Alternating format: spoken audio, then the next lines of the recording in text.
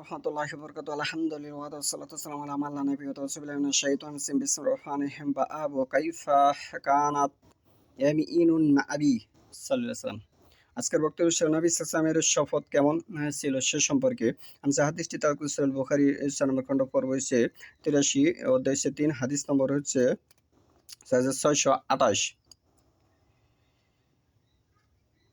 وقال سعد قال النبي صلى الله عليه وسلم والذي نفسي بيده وقال أبو قتادة قال أبو بكر عند النبي صلى الله عليه وسلم لا الله إذن يقال والله وبالله وتعالى সাইদ ইবনু আবু ওয়াক্কাস রাদিয়াল্লাহু বলেন, নবী সাল্লাল্লাহু আলাইহি ওয়াসাল্লাম বলেছেন, কসম ওই সত্তার যার হাতে আমার প্রাণ।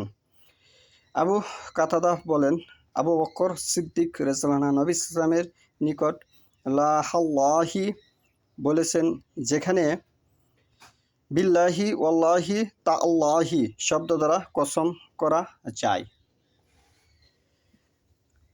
আমরা বস্তুত অনারফ যারা আছি, কোনো কিছু যদি কারো কাছে পেশ করি তখন কিন্তু আমরা কসম করি যে এই মাটির কসম, আমরা মাটির তলে যাব, এভাবে আমরা কসম করে থাকি। কিন্তু রাসূলুল্লাহ সাল্লাল্লাহু আলাইহি ওয়াসাল্লাম থেকে এবং সাহাবীদের থেকে এটি প্রমাণিত নয়।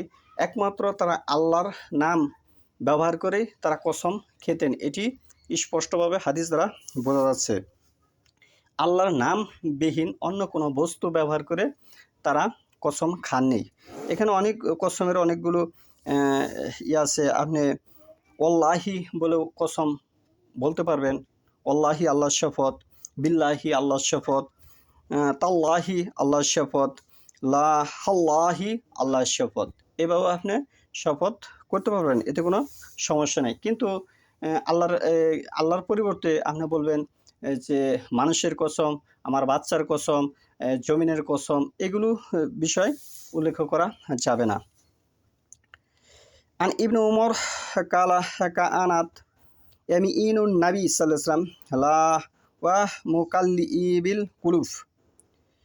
আব্দুল্লাহ ইবনে উমর রাদিয়াল্লাহু হতে বর্ণিত, তিনি বলেন, নবী সাল্লাল্লাহু আলাইহি ওয়াসাল্লামের কসম ছিল ওয়া মুকাল্লিবাল কুলুফ, বাক্য দ্বারা, অর্থাৎ অন্তরের পরিবর্তনকারীর কসম, অর্থাৎ অন্তরের পরিবর্তনকারীর কসম।